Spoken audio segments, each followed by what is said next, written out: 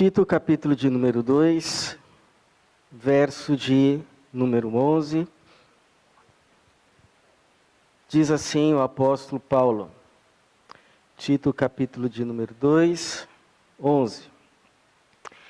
Porque a graça de Deus se manifestou trazendo salvação a todos os homens e ensinando-nos para que, renunciando à impiedade e às paixões mundanas, vivamos neste mundo de maneira sóbria, justa e piedosa, aguardando a bendita esperança e o aparecimento da glória do nosso grande Deus e Salvador, Cristo Jesus, que se entregou a si mesmo por nós para nos remir de toda a maldade e purificar para si um povo todo seu, consagrado às boas obras.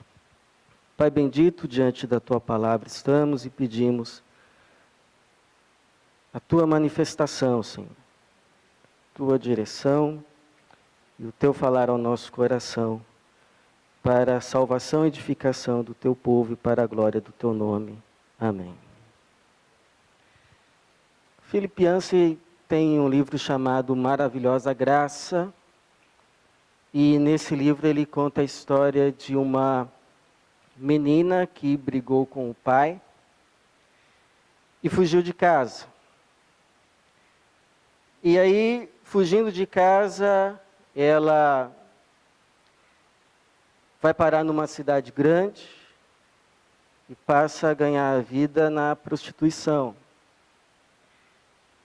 Passam-se alguns anos e ela adoece e nem mais os seus clientes a desejam, ela está com frio, com fome, sozinha. Se lembra então de casa, vai a um telefone público, faz uma ligação e diz à secretária eletrônica que, entre aspas, a atende, que ela está voltando para casa, mas entenderá caso não haja ninguém para receber na rodoviária. E ela pega o ônibus e vai então em direção à sua casa, pensando no caminho, o que diria ao pai, caso o pai resolvesse ir encontrá-la na rodoviária. E aí, para sua surpresa, quando ela chega à rodoviária, não está apenas o seu pai, mas está a sua mãe, os seus irmãos, os seus tios, avós, com faixas e balões de bem-vinda. E quando ela desce para o ônibus e vai pedir perdão ao pai, o pai diz: filha, não há tempo agora. Vamos para casa porque há uma festa esperando por você. E você que conhece um pouco a Bíblia sabe que essa é uma paródia da parábola do filho pródigo, que tem como objetivo mostrar que o que determina o relacionamento de Deus com o pecador é a sua graça. Deus determinou e resolveu salvar os homens pela sua graça. Salvação não é resultado do mérito humano, mas é resultado, é fruto da graça de um Deus amoroso, piedoso, que decidiu salvar. Não esperou que eu me tornasse digno, até porque a minha condição de pecado me impede de ser digno diante de Deus. Não há um justo sequer, segundo o apóstolo Paulo. E Deus, no seu amor e graça, então resolve descer Ele mesmo à terra e pagar o preço que nem eu e nem você, com todos os nossos bons esforços e intenções, poderia fazer.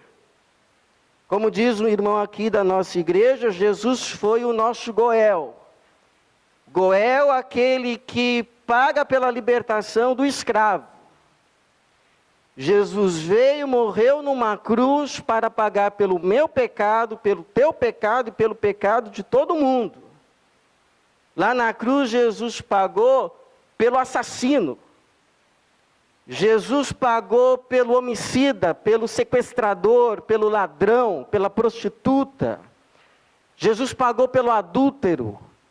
Jesus pagou também por pessoas que não se acham tão pecadoras assim como eu e você. Inclusive um pastor disse com certa razão que o mundo não está dividido entre pecadores e justos, mas entre pecadores que se sabem pecadores e pecadores que pensam que são justos.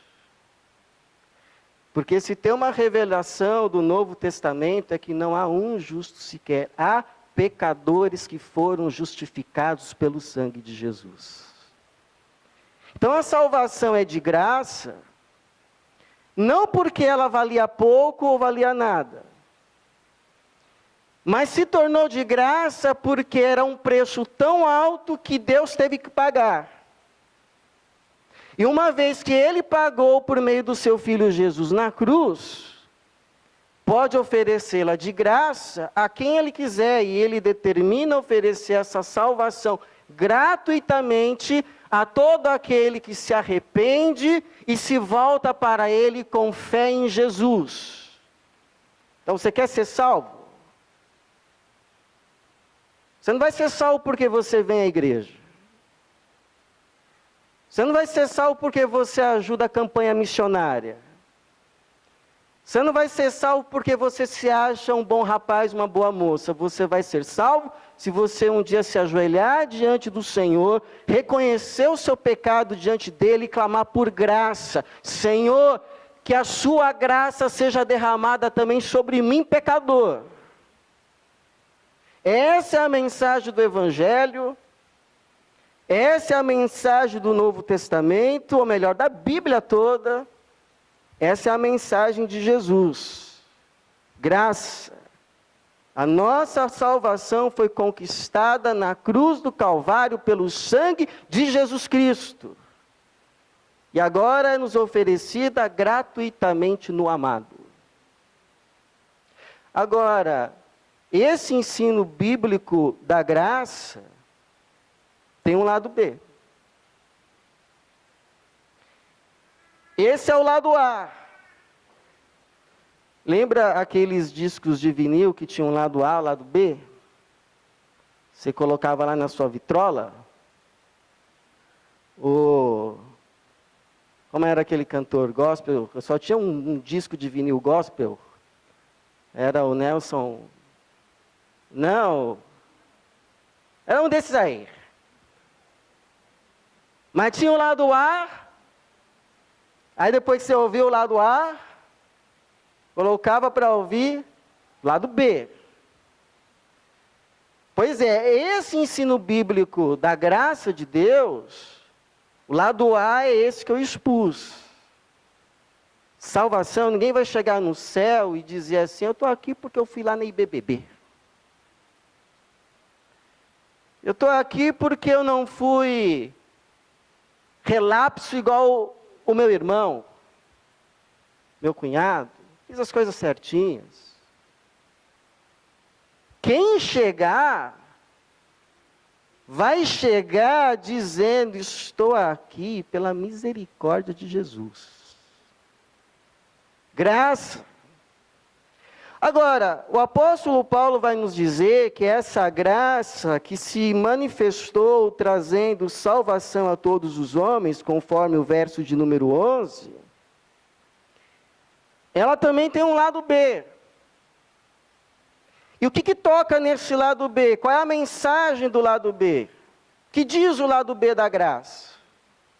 Primeiro, que a graça, ela não apenas é graça porque nos perdoa os pecados,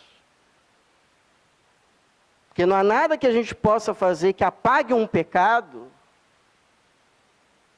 Tentar apagar um pecado com uma obra é a mesma coisa que tentar apagar algo escrito à caneta com borracha. Você pode se esforçar muito, mas está lá gravado o que você fez. Nada apaga um pecado. Nada. que apaga um pecado é uma gota de sangue de Jesus. Mas o lado B da graça vai dizer que a graça é graça não apenas porque paga e apaga os nossos pecados, de modo que Deus olha para nós agora e nos vê como justos e justificados em Cristo, mas ela é graça porque nos dá o poder de sermos libertos do pecado. Porque que salvação seria essa que simplesmente me perdoa do pecado, mas não me livra daquilo que me destrói? É como se eu fosse ao médico com câncer e ele dissesse, bom, você está perdoado do câncer, mas não me curasse. Então, graça é graça porque ela te perdoa, mas também porque ela te dá o poder de ser liberto. Teve uma vez que uma mãe desesperada, crente, veio a mim e disse assim, pastor, mas Deus não libertou o meu filho quando ele foi lá à frente, entregou a sua vida a Cristo? Sim, minha irmã, Jesus libertou. Então por que ele voltou às drogas? Ele voltou às drogas porque agora ele de fato é liberto. Antes ele só tinha o poder de dizer sim às drogas. Hoje ele tem o poder de dizer sim e não. Por que ele ainda está nas drogas? Porque está dizendo sim quando já deveria e poderia dizer não. A graça apaga, perdoa o pecado e nos dá o poder de dizer não àquilo que nos escraviza. Te dá o poder quando o tentador vier no dia mau, te tomar pela mão e dizer assim, vamos de novo. Agora você tem o poder de olhar e dizer, no sangue de Jesus eu digo não. E aí você resiste. E a Bíblia diz, resisti ao diabo e ele fugirá de vós. Agora você tem esse poder, antes não. Antes você só tinha o poder de dizer, tá bom. É aquela história, nunca mais eu faço, amanhã já está fazendo. Depois de 2 dias está de novo. Depois de 1 semana, de novo. Acaba naquela história, vai, se suja, depois se arrepende, volta, toma um banho, vai, se suja, como diz lá, era a porca lavada que voltava para a lama. O cão que vomita e depois volta para o vômito. Mas o apóstolo Paulo está nos dizendo que agora que recebemos a graça salvadora de Jesus, nós temos o poder de renunciar àquilo que nos atraía, mas nos destruía. Ele diz no verso de número 12, ensinando-nos para que renunciando, ou seja, não, basta, acabou de uma vez por todas. A impiedade e as paixões mundanas, vivamos. Olha que revelação, porque o diabo diz para você que se você não dizer não, a impiedade e as paixões mundanas você não vai viver. Mas a revelação diz que essa vida que você tem tanta sede de ter, experimentar, você tem quando você diz não. Quando você diz não ao que é mal, você não morre, você vive. E você vive como? Vivamos neste mundo de maneira sóbria, ou seja, de forma adequada para conosco mesmo. Agora eu sei quem eu sou. Não tenho mais ilusões a respeito de mim. Sei que sou fraco e preciso estar constantemente aos pés de Cristo para me manter de pé. Antes eu achava, que eu conseguia.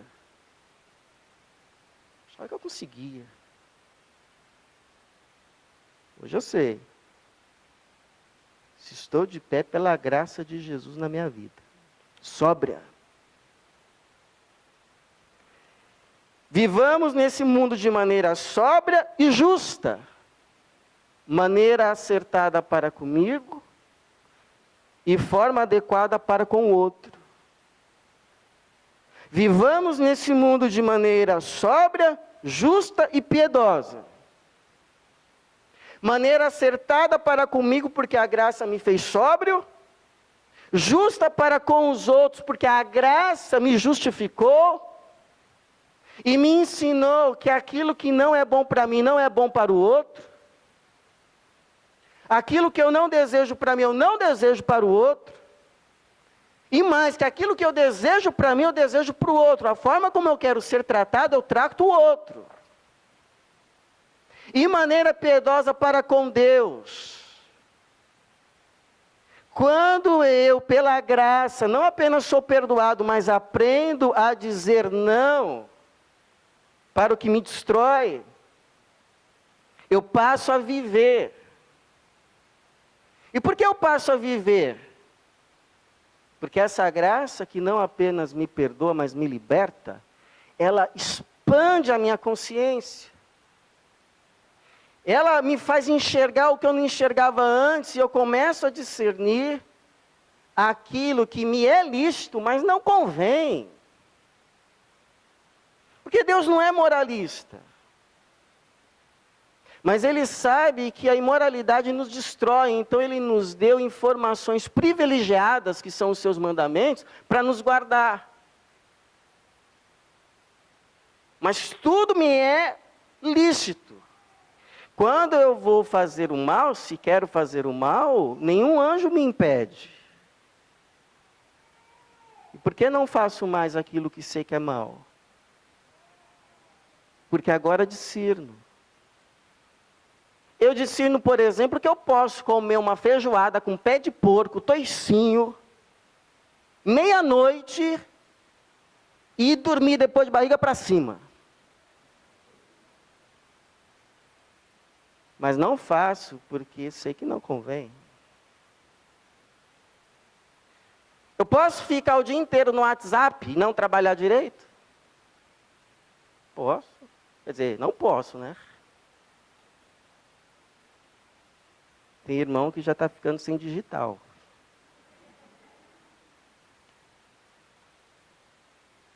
Você pode, por exemplo, eu posso ficar até 2 horas da manhã em frente a uma TV, sendo que no outro dia eu tenho que acordar às 6 da manhã? Posso. Mas já aprendi com o apóstolo Paulo, todas as coisas me são lícitas, mas nem todas convêm. Não convém. Não convém. Então essa graça me expandiu a consciência, mas não apenas me expandiu a consciência para eu entender aquilo que não convém, mas me deu o poder e a graça de dizer não ao mal. Agora, detalhe, não ao mal que está fora de mim, ao mal que está do lado de dentro e quer me destruir, e quer destruir você. É como um ator de novela brasileira famoso, que tempos atrás se enveredou pelos caminhos das drogas. E aí foram fazer uma entrevista depois com ele, aparentemente já recuperado. E a pergunta era a seguinte: como é que um sujeito bonito, famoso e rico vai se enveredar por um caminho desse? E aí olha a resposta que ele deu. Acho que o espírito da gente não está muito interessado se você tem tudo. Ou se você não tem tudo. Se você faz sucesso. Fui brincar com uma coisa que não tinha dimensão de quão perigosa é. Porque eu acho que a gente tem um lado, às vezes, autodestrutivo. Entendeu? E ele está certo. Esse lado autodestrutivo é o que a Bíblia vai chamar de concupiscência, natureza pecaminosa. Por isso vigie. Porque ela ainda está aí dentro. Ela está aí dentro. E se você perceber, fuja, diga não, se ajoelhe e clame: Senhor, me socorra, porque eu sei que isso que me seduz quer me destruir. O apóstolo Paulo, uma vez percebendo essa natureza dentro de si, disse: maldito o homem que sou, quem me livrará do corpo desta morte? Mas logo após diz: mas graças a Deus que nos dá a vitória em Cristo Jesus. Porque a lei do Espírito da vida me libertou da lei do pecado e da morte. A graça não apenas nos perdoa, mas nos liberta. Agora, o lado B da graça diz uma segunda coisa. Que essa graça não apenas nos deu o poder de dizer não para aquilo que é mal e nos destrói, mas agora nos deu o poder também para dizer sim àquilo que é bom. Porque você sabe que o cristão,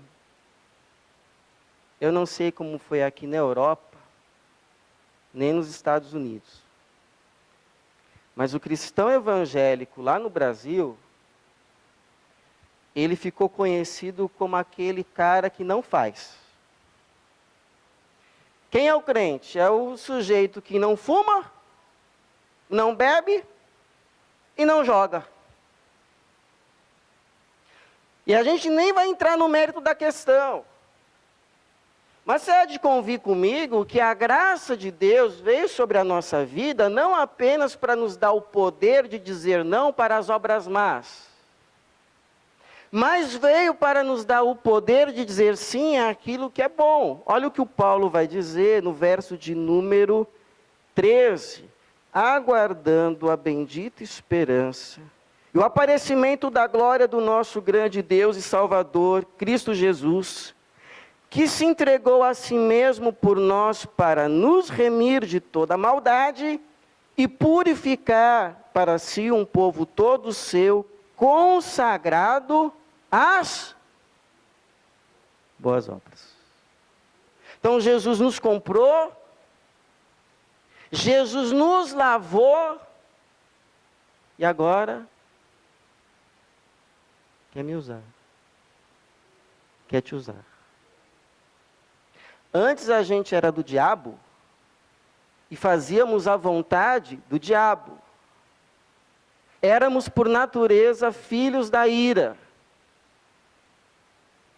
Éramos do diabo e usados pelo diabo para fazer a vontade do diabo.